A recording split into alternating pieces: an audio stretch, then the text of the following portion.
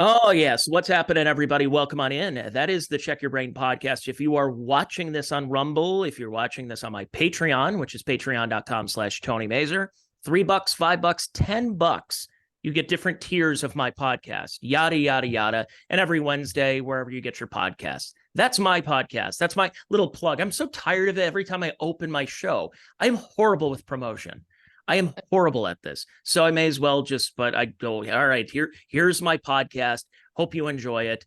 Let's get on with the show. My guest this week is somebody that I actually got to hang out with very recently. We did a show together. She's a previous podcast guest last year, but she was she was dating some guy named Geno.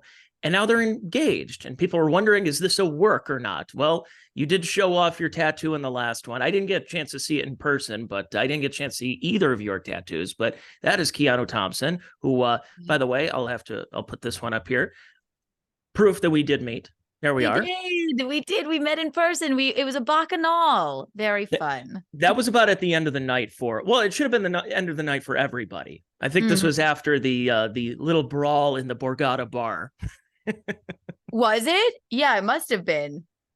Yeah, maybe I was drunker than I remember. No, so much happened. It was a whirlwind. So, well, before we get to talking about that, let's get the plugs. I always do what I call the sandwich plugs. Where can we find you? What's your YouTube? Where's you do a couple of podcasts at this point now.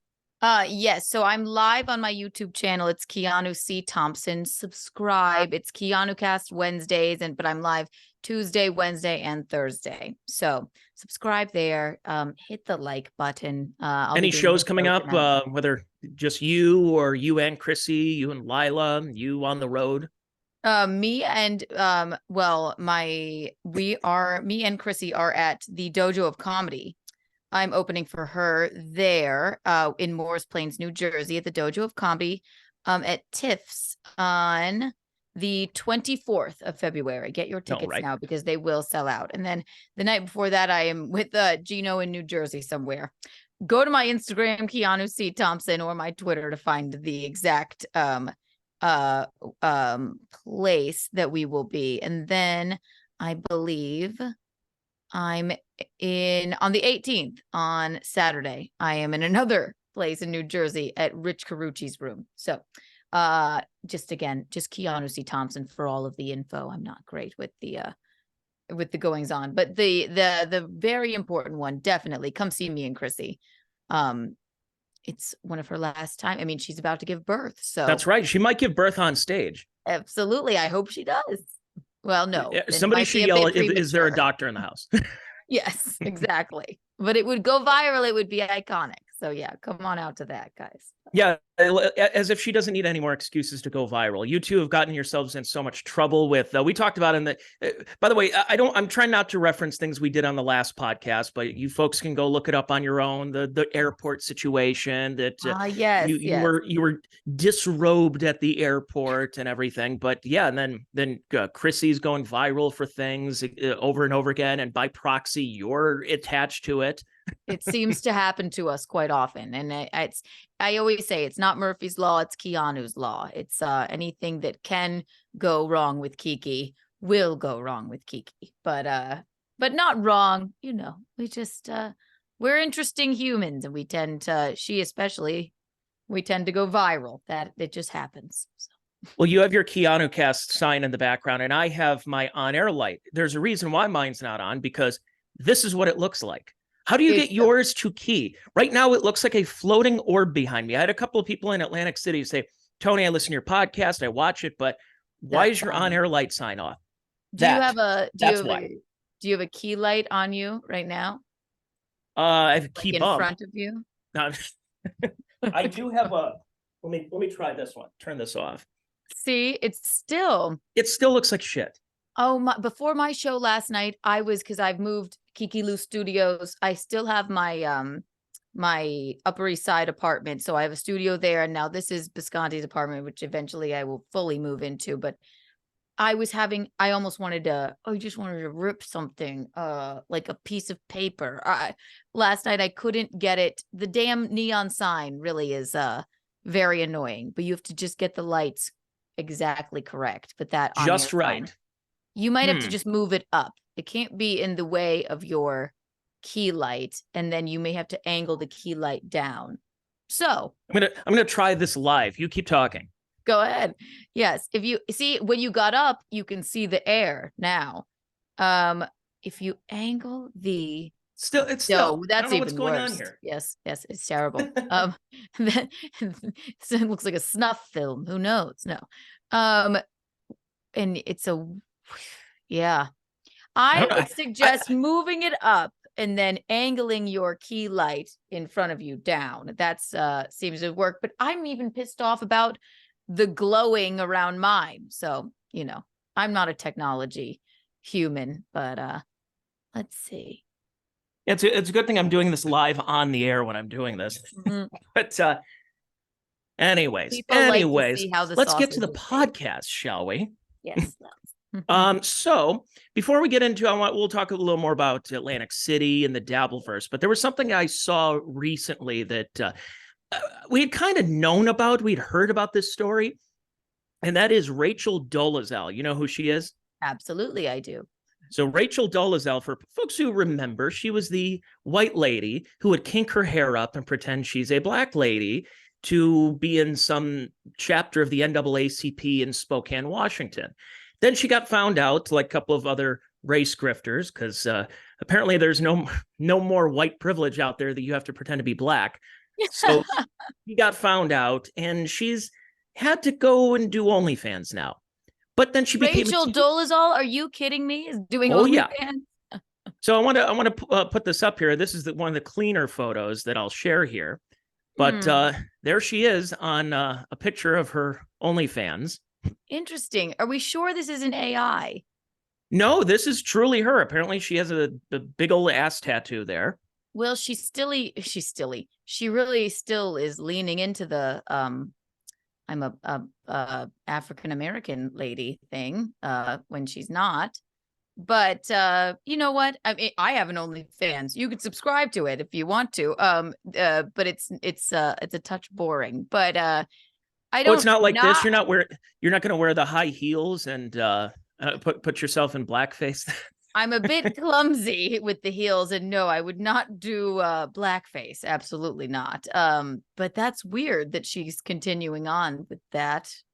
Well, she had apparently she had launched it in 2021, and things kind of went by the wayside. She wasn't making the kind of money that she was anymore. Grifting for and pretending that she's black didn't really get her as far. So she figured, why not? I don't know, she just decided to start doing an OnlyFans, and then she became a teacher. But I've seen stories of teachers having OnlyFans, and they get found out. Maybe the students go like, "Oh, you see Miss Crabtree over here, she has an OnlyFans." And I don't really see that it's because there's like a morality clause in some places that can go for it, but I don't understand how she would get fired because she's selling her nudes.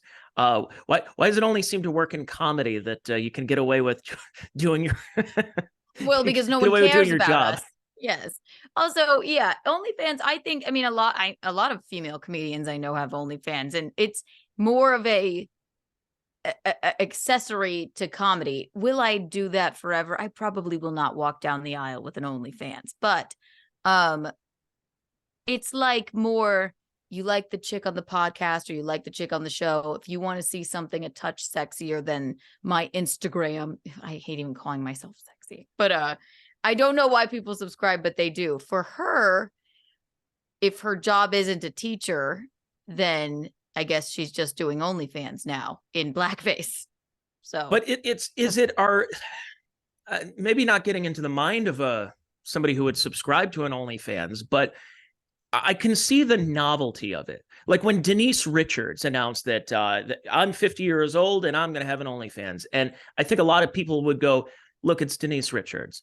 I remember watching her in Wild Things. She was getting it from behind by Matt Dillon, and this was great. And then a couple of other people. Well, there was the Cash Me Outside girl who was just basically looking ahead at her calendar going, I'm going to be 18 in about 15 days. So, gentlemen, start your engines. And as soon as that clock struck midnight, here she is on OnlyFans.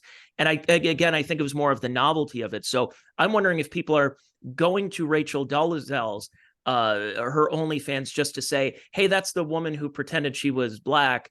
And then you stay and you go, she's showing her butthole off now too. Yeah, I'm going to re-up another month. Well, it's the people. It's a good way to make a lot of money quick, I suppose, if you have a bunch of fame for doing something like Rachel Dolezal did, which is completely bizarre. But then I would venture to say that a lot of the people that subscribed will drop off, many of them, probably most of them. But then she could keep a fan base that just really is obsessed and wants to look at her. And then just this weird curiosity of like, well, what's Rachel Dolezal doing? If you Google her, I suppose, yeah, I there's a lot of money to be made on the internet, I guess. Is she doing like full on like porn on there? From what I heard, I think I saw a couple of leaked photos, and it was full on like she's bending over with nothing on, and you basically see all the way up, all the way to the back of her teeth. Well, I hope she's charging enough, or maybe the paid for pictures to one person or whatever, what have you. Well, I suppose after some sort of debacle like that, I don't knock her at all. I knock her for doing blackface, but she's leaning into it. So, or you could be the opposite and say like, look, you know what? I don't mind the whole blackface thing, but I put my foot down with a high heeled shoe. How dare she do OnlyFans? But well, with you having one, but now you're also engaged. Now I understand that you're trying to make that transition out of it, but getting into it, I'm assuming having something like that, you get on the radar of Kevin Brennan and the New York comedy scene. So you do probably have a couple of people who are curious. I guess, were you afraid of leaks at all? No, they leak Kevin Brennan himself has leaked my photos. Yes. Literally, I couldn't care. I mean, as a former friend of his, it's like, trolls on the internet are going to steal your photos, and it is unequivocally stealing your photos 100% if it's behind a paywall and then you screenshot and post them. And it's even worse if it's like one specific photo that you paid even more for and you screenshot them and post them. Trolls on the internet are going to do it, and I'm not gonna what am I gonna do? I mean, what? But it's more somebody that was a friend of yours. It's just low down dirty to do that to somebody, to somebody that I've been on his show 100 times. He doesn't like me for God knows why now, but it just leaves a bad taste in your mouth. But I'm like, you know what? You've seen Kate Winslet's tits too. You've seen Jennifer Lawrence's tits as well. He's seen Sarah Silverman's. We've seen Sarah Silverman's tits long before the rest of us have. I know. I think my brain, my bandwidth for this stuff is different than other people's. It's more shocking, and it's like, whoa. I'm like, okay, that's just really weird that you would do that. But parents also, don't give a shit. What do I care? Right. Well, yeah, and you do the show with your mom too. So that's right. Your mom is crazy. Your mom makes you seem downright conservative. She's got the tattoos. I know. It's fantastic. You guys doing the show together, and but that was the thing though. It's not like you were like a church going virgin going into this universe. You were doing a show. You and Alan were doing a show called This Week in Sex. So It's not like it's like, whoa, can you believe? It's like, yeah, I probably could believe that. Right, and also I don't knock the people that do or any of the women. They're making bank. I don't make far as much money as I used to. When I first started OnlyFans, it's because people are like, oh, we got to see what she's doing on there. Now it's like, it's just extra money in the bank. But, and I'm not, let me be clear, I suppose. Geno doesn't have any issue with it. If I just probably will stop it because I feel bad for not keeping up with it enough.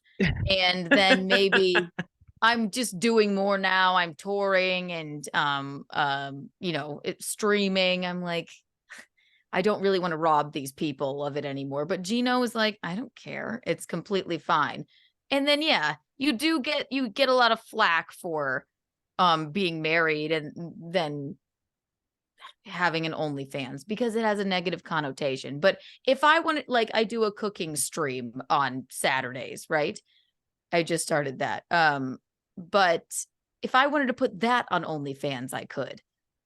Yeah, that was You the one could do thing. whatever you want on there. It doesn't necessarily mean that you're getting like railed or something. Don't knock the women that do. But that's Wasn't it a certainly couple not me. years ago that OnlyFans was trying to say like, hey guys, we're trying to get out of the sex business? And you're like, good luck. How did it work for Playboy when they said, yeah, we're not going to do any more nipples and anything. We're going to take that out. We're a regular lad magazine. And yeah, that didn't really work out too well for them.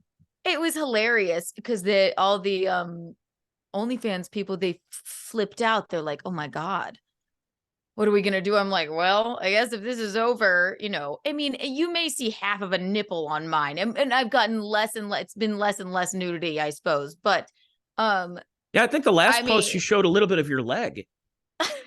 See, you exactly. hiked up your gingham skirt.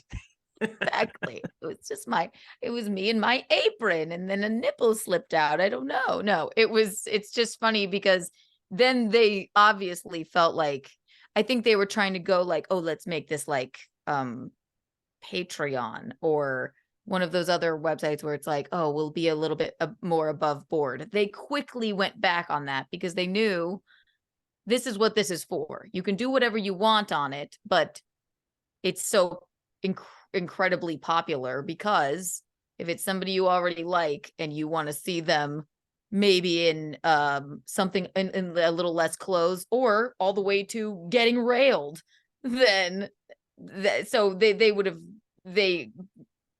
that would have been a terrible business decision for them. So yeah. Well, and then also with you doing stuff in this universe, we did the weekend in Atlantic City, and it was pretty crazy out there. Yeah. Us 30 somethings, as I said in the message to you, we were the mature people. We're just hanging out in our 30s, having a couple of drinks, telling some jokes, and that was about it. And then you're seeing men who are they're at the age that they can get free coffee from Wendy's. They're having brawls and throwing drinks in a bar. So when you got into this, because I've heard of you since you were going on, I think you were going on Burning Bridges at the time when you and Alan were up there, and creepy blind Brian would have you on his show and stuff like that. So I've kind of seen you in this universe the past couple of years. And were you prepared for what eventually came out? Was it something that you had to be maybe taken in, that maybe Geno or somebody had to say, look, this can be a very toxic universe, what's now known, thank you, Chrissy, as the Dabbleverse. Yeah. Were you prepared for something like this? Or was this just like, look, this is just something else that goes on the internet and people are bringing it on board and they're blurring the lines between reality and the internet?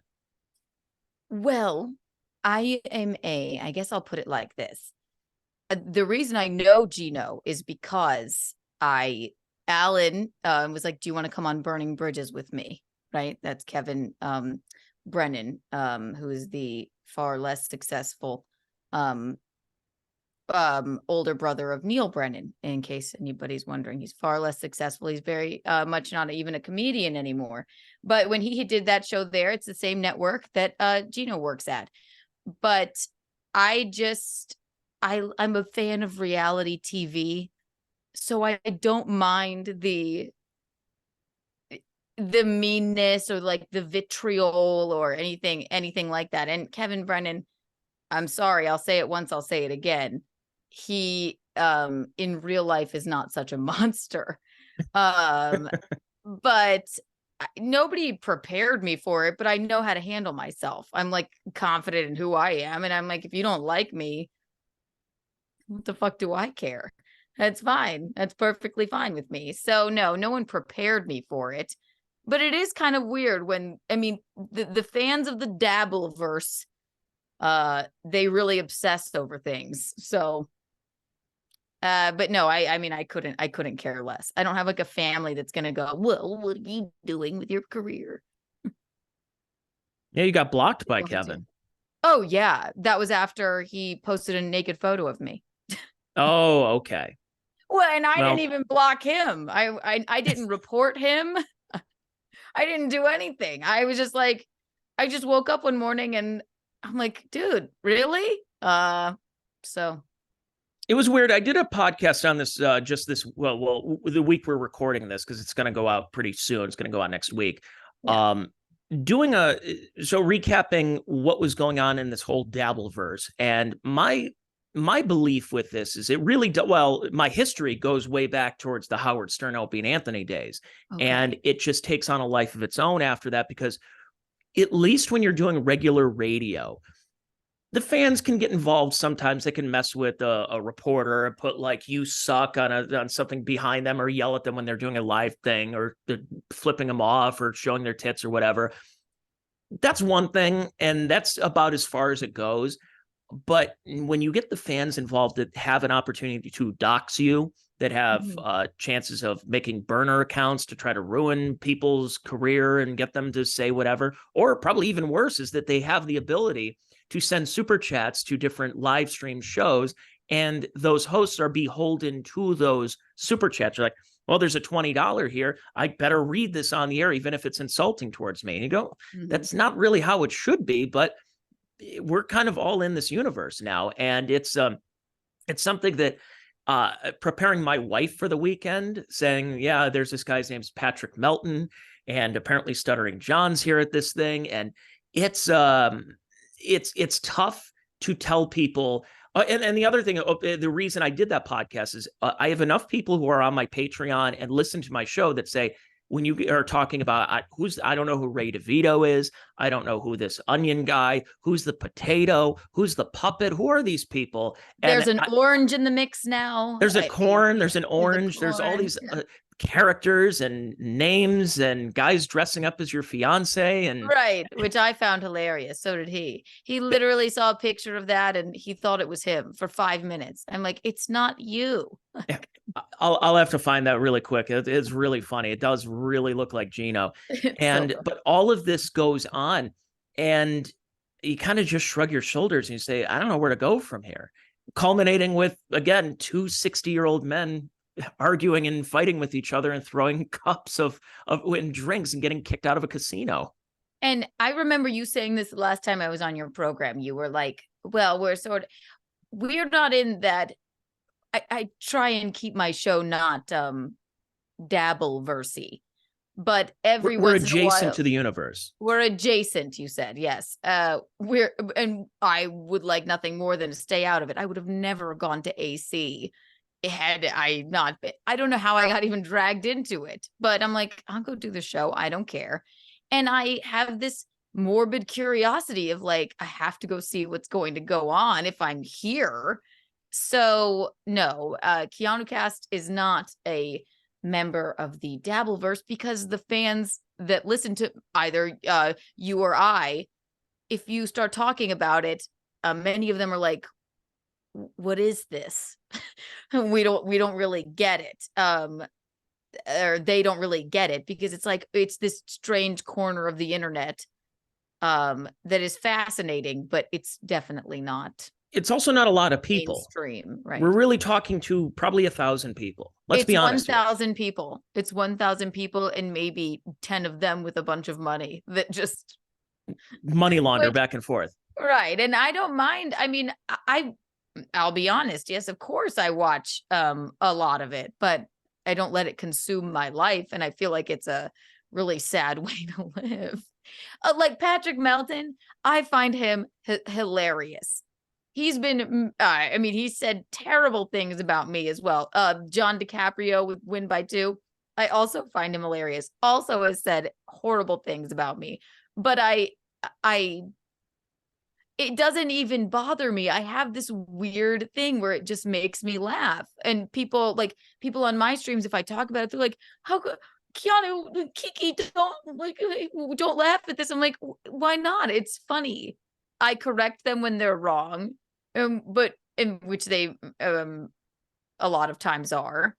But if I'm being entertained by it, it doesn't really bug me that much. So but they're monsters. The way I see it is, for me personally, is having a broadcasting background and then doing this is I give people variety, just breaking the fourth wall for people. Right. Chad and I will do our Mondays with Mazur. That morphed from we're doing a podcast that was based on our phone calls when the lockdowns happened a few years ago. We're going crazy about comedy clubs being closed. He's like, how about we just do this as a podcast? Now it's taken on, what's Steel Toe doing today? Let's snipe stream Stuttering John. Let's do this. And so I have people on my Patreon who are like, I just don't listen to the Monday show. But then there are people who only listen to the Monday show and will be on the Patreon. So my thing is, I have to massage so many different backs. And I think that's the best way for me right now. Maybe not business wise, maybe not monetarily, but for me, I'm thinking in the long term, this can't go on for forever. First of all, they're all translucent old men. They're going to die eventually, and probably far before you or I do. So, well, we drank with them last week. They were all they couldn't pick themselves up after the end of the show. I know, and I don't have a bad word to say about really any of them. Even Chad, I disavow the things he's said about my Chrissy at this point is like one of my best friends in the world. But he, even when we had a conversation about that at dinner, he's like, I know that was completely over the line. And I appreciated that. But at the same time, Chrissy doesn't care if we go and do a show with him. Because I don't inherit other people's grudges, neither does she. But no, that is the only thing that about Chad that puts a bad taste in my mouth. Other than that, I find him to be like a lovely human being. He's always actually been pretty nice to me. So he's maybe a little bit. Maybe he's a little bit too lost in the Dabbleverse. Just for his own good, he could do maybe what we're doing and try and get out of it a bit. I don't know. But well, he's admitted, he's like, I don't know where to go from here.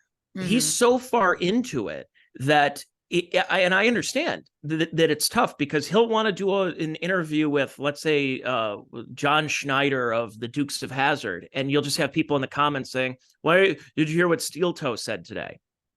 And you just go, where do you go from here? So that's why for me that, you and I are talking, and then I'll rip on the news in the next podcast, and I have another guest on, and then the Chad podcast, and it's all over the place. So the way I look at it is all this is a big promotion for our podcast and everything. Yes, exactly. You're going to get a bunch of different things. And I had somebody recently who was in the Dabbleverse. I don't know why I'm mentioning it again, but on my YouTube page, I interviewed somebody who had a book about one of the Three Stooges. It was Shemp. And he said, who cares about Shemp? Why? No one cares about him. He's been dead for 60-something years, 70 years. And I said, I'm not going to sit here and talk about what Patrick Melton did on his show today. That's boring to me. I don't care. I don't even know. I didn't even see Patrick. I have no problem with him. I have no problem with anybody. I said this before. I only have one person that I have an issue with in the Dabbleverse. I'm not mentioning his name at all. And by the way, not Stevie Lou. It's not Ski Mask. It's not any of the Jim Stansel. It's not any of those people. So keep guessing for folks who want to know, sending me messages. My whole thing is Bisconte. I'm just kidding. He's not. Yes, exactly. No, it was I'm just trying to think of weird people from Compound. It was Bill Schultz. That's who I don't like. I'm just really. I love Bill. Oh, okay. I was gonna say, I'm like, oh, he has nothing to do with it. He was Kevin Brennan's first target, actually. First feud, first big feud. Oh my God, I love Bill Schultz. Bill's a great guy. I've hung out with him a little bit too. I actually want to get him on my podcast too. But doing this, I said, I did radio for 15 years. I interviewed, I remember in local yokel Akron, Ohio, I did a radio interview. I was filling in for somebody, and it was a news show. And there was, I think it was a pony. I'm not kidding. It was a story of a local pony that was like a miniature that they would bring to children's hospitals to, kids are dying, kids have cancer, whatever. And they would bring this pony around. It was a really cute story for like a quick news thing. And they said the pony had passed away. They wanted me to get the owner of the stable on to talk for 10 minutes about a fucking pony. And now, you're like, I'll do it. Fine. I'm like, yeah, I guess. But I did interviews of things that I didn't care that much about. And look, that cute story, everything, but it wasn't something I wanted to do. I have an opportunity. I have the autonomy of having my own podcast. So I like the Three Stooges. So God damn it, I'm going to interview someone who had a book about the Three Stooges. Then I'll talk about something else. I'm not going to let random people dictate what direction I go with my podcast. This is mine. I'm my own producer. I didn't have a producer say, hey, can you get Keanu, my client, my host, Tony, I'll have my people call your people. No, my whole thing is I want to talk to people that I want to talk to, and I want to talk about things that only I want to talk about. And if that means that, there's so many other podcasts, I just tell people, if you don't like it, there's plenty of competition out there. There's the door, right? I mean, I'm like, if you don't like me, if you don't like me, they stay for Mickey, my mom. So honestly, but we very rarely touch on it. She honestly gets mad if I bring it up because, of course, she hates, people talking shit about me, where I find it wildly entertaining. But no, we don't touch on it. Like, for the most part, but I do have that morbid curiosity, but I don't sit there and snipe stream. I can't do it. Like, and yes, my podcast is live, but yes, there it is. Yes, and I had Stuttering John on that, but that is basically as far as it gets. Believe me, if like, and I guess I've had John DiCaprio on a couple of times too, because at this point I feel like he's a friend of mine. I've like turned his brain around on what he feels about me. So it's very rare that we like talk about it a lot. But if I want to talk about, like tonight, probably, because I'm doing the show by myself. If I want to talk about the Cleveland balloon disaster, which I'm going to talk about the Cleveland balloon disaster. Yeah. And if people like me, they'll stick with me. So it's a better way to be, because it's like you've well, I don't, but you do professional background in radio. You're like, I can't please everyone. And you can't. I mean, look at Joe Rogan's podcast. I look at his podcast is a great barometer, at least before it, because I don't use Spotify when I listen to podcasts. His whole thing is he would have about 4 podcasts a week that would be 2, 3, 4, 5 hours long. I wouldn't listen to every single podcast. I like Joe Rogan. I like his content. I like his guests. I like what he has to say, but I don't like every guest. And sometimes there would be a guest on that I'd be like, oh, I'm looking forward to this. And it's a dud. All right, I could probably skip through it. And then others that it'd be a horticulturalist. Yeah, do I really want to hear this? And it turns into being very interesting. So you never know. And the whole thing with Joe was, look, I'm doing my show. I've got plenty of content out there. You can dabble at it. You can watch all of them. You can watch one of them. And I would say that for out of 10 podcasts, I used to listen to probably 4 of Joe's. And that's fine. That's what it's about. Yeah, there's sometimes, I'll be honest, I watched In Hot Water probably every episode until Aaron Berg left. Yeah. Because it just, I thought him and Geno had a really, really good chemistry. I enjoyed it's a shame that was being shown. I think the show is great, obviously. I'm not just saying that. I am not one to lie. I think the show is great with what it is now, especially with Geno and his dynamic with Garrett and Steve is fantastic. But it is a shame that Aaron left, but it evolved into something that might not be for you, but maybe it brought other people in or what have you. But people come and go. You have to have longevity, I feel like, not and you have to evolve. If we're all just going to sit here and be like, well, we're going to talk about this one thing and create, there's only so much drama you can create but from behind your webcam. Yeah. I mean, how much longer can, not that I shit on them either. I love Bob Levy and Shuley and what have you. How much longer can they just do an entire network of shitting on Stuttering John? I mean, it's a tough pivot. That's why they do another show. They do that BS show to talk about something else, because they can have one show dedicated to John. Yeah, the problem is sometimes when it blends in. There's an old Mondays with Mazur we had with where I put the Geno headband on just my God. Oh my gosh, there's two Genos there. Well, there was somebody in the background there too, but And I won't say her name. where in the hell is Geno? Oh, was it Alex? Yeah, it was a hotel room. Oh my God. Yeah, Alex got up and briefly showed us a little something, but My biggest fan. Oh my God. and she showed it without an OnlyFans subscription too. So there's that. By the way, speaking of Geno, last time I had you on, you guys were just only dating, though you got your tattoos. But now you're engaged. Yeah. And once again, just like a lot of things in this compound media, MLC, Dabbleverse universe, is people are wondering, is this a work? Do they really care about each other? Or is this just like some kind of clout chasing thing? Well, I can say with good authority, being there at dinner, you guys really do care about each other. That this isn't a work. This isn't one of those. This isn't one of those cases where you're just using him just to get stage time and he's just using you for, well, God only knows what. That you guys actually have a very good, like off stage, off camera, off microphone rapport to you. Right. Well, if anything, it's a detriment to my career to be engaged to Geno. Oh my God, I'm just teasing you, Bisconte. No, we've always gotten along. We dated lunatics before each other, but we had always been hooking up through the years, and we just worked together. That's the long and short of it. And we're madly in love. And that sounds repulsive, and I cringe when I even say it, but he does nothing but just build me up. I do nothing but tear him down. And it just works. You know what I mean? I don't tear him down. I love him. But no, I it's the easiest relationship I ever had. And people go like, "Oh my God, how could you say that? He's so annoying," or whatever. But you don't know how he is when we're at home. Annoying as well, but I find him entertaining. And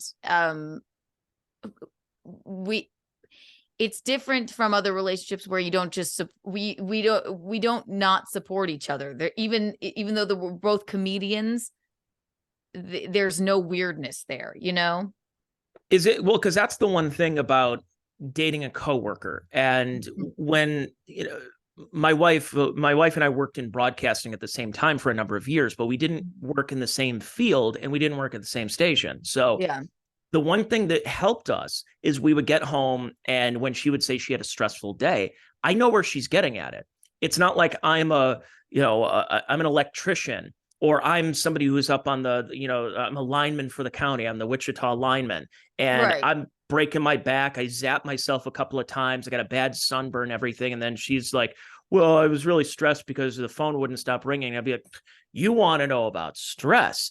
You should see what I had to go through. And I don't know how well that works in some relationships, some marriages that does work, but it's nice to have somebody that is in a similar field, that if you do have a stress, if you do have some kind of conflict, that other person knows exactly what you're going through. And that's one thing that I kind of learned from Bonnie and Rich Voss, is that, well, look at them. They seem to have a nice relationship. They work together all the time, and they both have senses of humor. Bisconte and I can like make fun of each other. And listen, this is why I don't think dating apps really work. If you're just looking, I've never even wanted to get married. I definitely don't want kids. I will not have kids. I will not go back on that. Everyone's going to say, you say that now. Well, I hate that. I'm like, good God, that trope. Jesus, no, I definitely don't. He's okay with it. Also, he's 24 years older than me. What are we? They're going to be in high school. He's going to be at the graduation with a walker. No, thank you. But he needed a walker the other night, though, in fairness. He was with the little tennis balls at the bottom of it.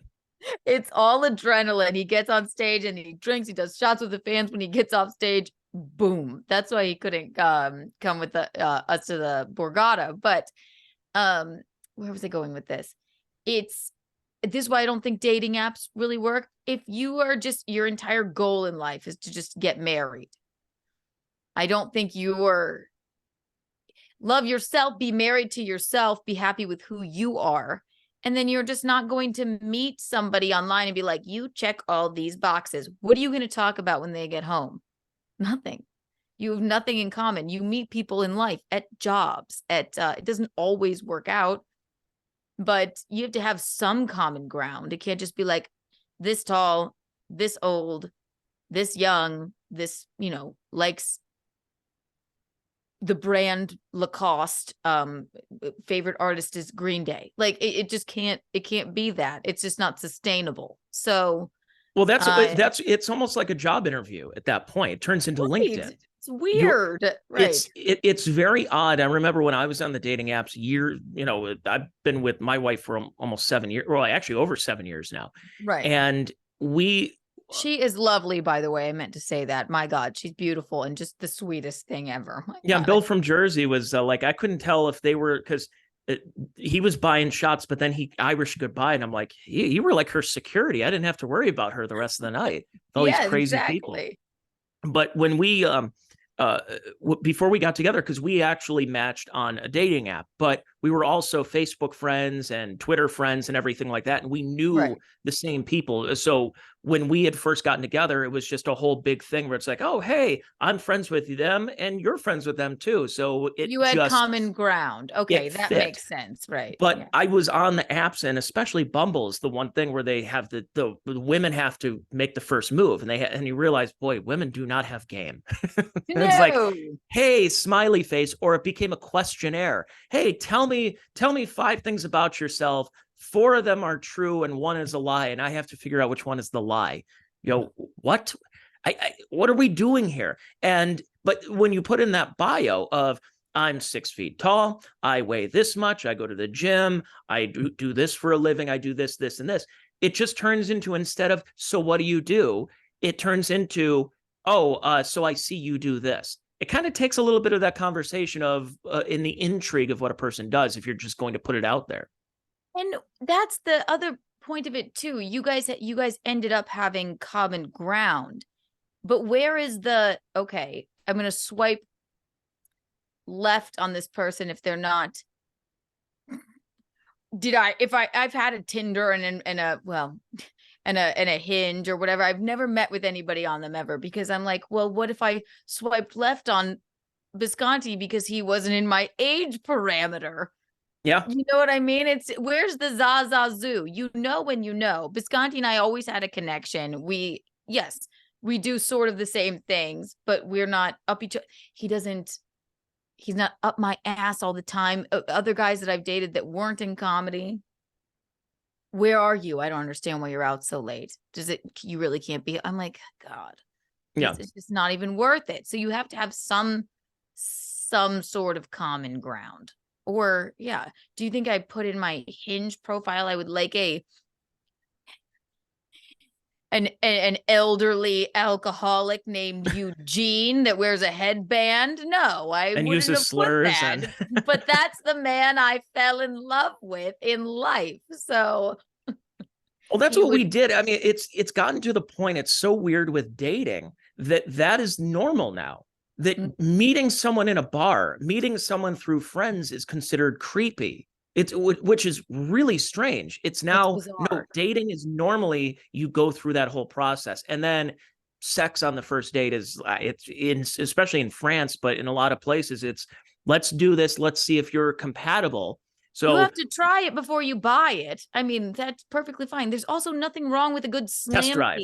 Right, a test drive, exactly. There's nothing wrong. I've had many great, like, I call them slam pieces in my life. Just like, it's nothing serious. We're just hanging out. You go through those phases of life. It doesn't necessarily have to be anything other than that. The key is, you want to, hopefully they're a little bit closer to your age, but if they're not, then who cares, But you got to that point where it's like, okay, I can see this. So he's the one. How did the proposal go? How did that go with you and Geno? I'm like, well, he heard on my mom and dad are divorced, by the way, but are still really good friends. They both love him. We all hang out all the time, right?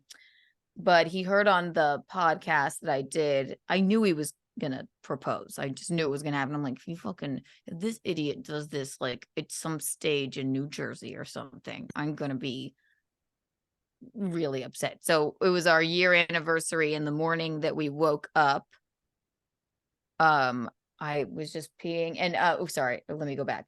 My dad I was like, Mom, how did Dad propose to you? She was like, he just gave me the ring in the kitchen, basically. And I was like, and then Geno heard that.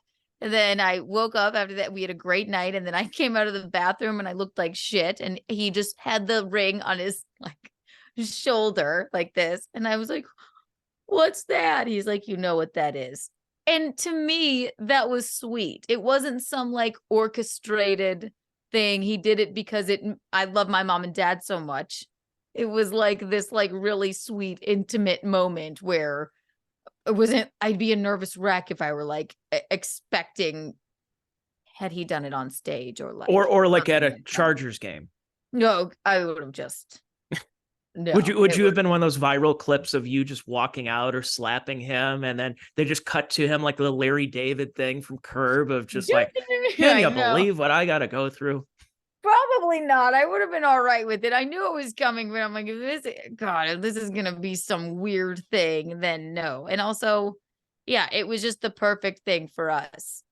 And yeah, I know I can't complain about it because I wasn't expecting it. I was surprised and it was just a really intimate, cute moment. And it meant something because he listened to what, and my parents are divorced, but they're still friends. He listened to what I said on my show, which was really cute. So I guess the last thing is when we see the wedding bells or hear the wedding bells, at least. It is this year. Ooh. So stay tuned. We're going to get married in Charleston, where I went to college, not at the college, not West Virginia. So if you're going to go to West Virginia and you're like, wait a second here, no, it'll be at the end of this year or in the latter half of this year, in South Carolina, where I'm from, because we all we both have family all over. So we're like, let's just go here. And yeah, you're from there, and his dad is living there right now in Anthony Cumia. His dad, yes, everybody's daddy right now. Yes, right.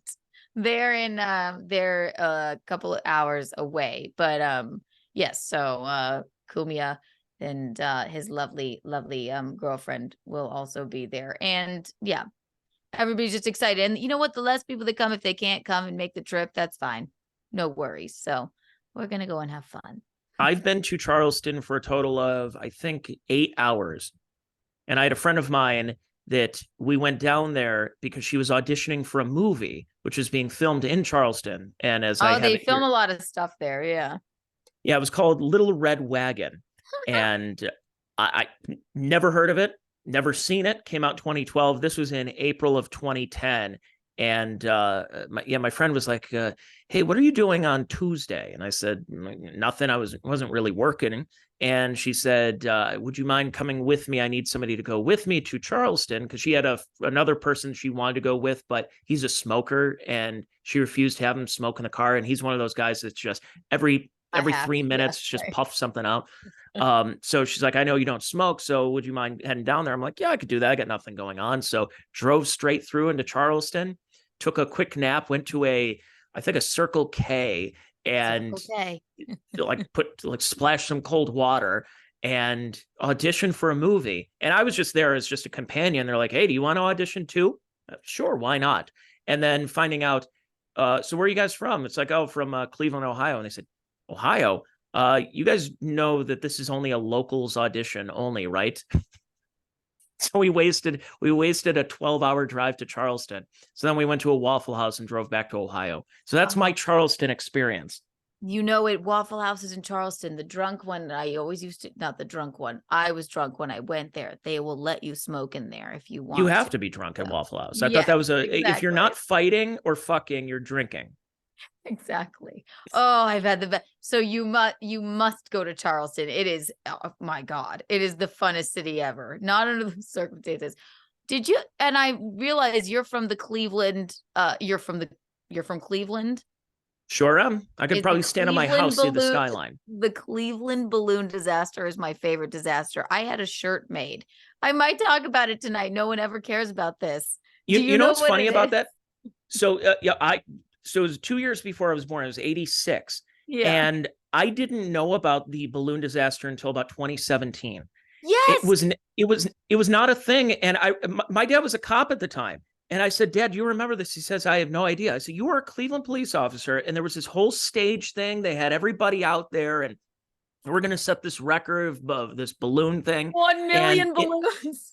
And then the balloons went into Lake Erie, and there were like divers, or no, there was a boat and fishermen who fell off the coast, and they couldn't find them because there were too many balloons in the water. They couldn't find their life jackets. Is that a head right there? Nope, it's another balloon. 2 men died because Cleveland, where they're not made fun of already enough, wanted to. They're like, people are going to love us now. People are going to, really, really take us seriously now. So they put 1 million. No more mistake on the lake is what they said. Yes. And because it became, I'm covering it tonight. No one knows about this disaster enough. It's the funniest because thing it was such a disaster. Oh, I was born in 88. That meant I was almost 30 by the time I first heard about the balloon disaster, because they essentially scrubbed it from every article, from the historical society. You couldn't find it until some people were floating images that looked like it really looked like that gossamer, that red monster from the Bugs Bunny cartoons behind the big terminal tower. And I remember going, what is this? And I watched a whole documentary on it. And I know, I watched that. There's like one, I stumbled upon it on YouTube, and when I saw it, this was like 2000, you said 17, so I must have maybe 2019. I've always been obsessed with it. Anybody that's from Cleveland, I'm like, do you remember this? They're like, no, because it was the biggest misstep of anything in life. I hate that 2 people passed away from it, but it is the most hilarious thing.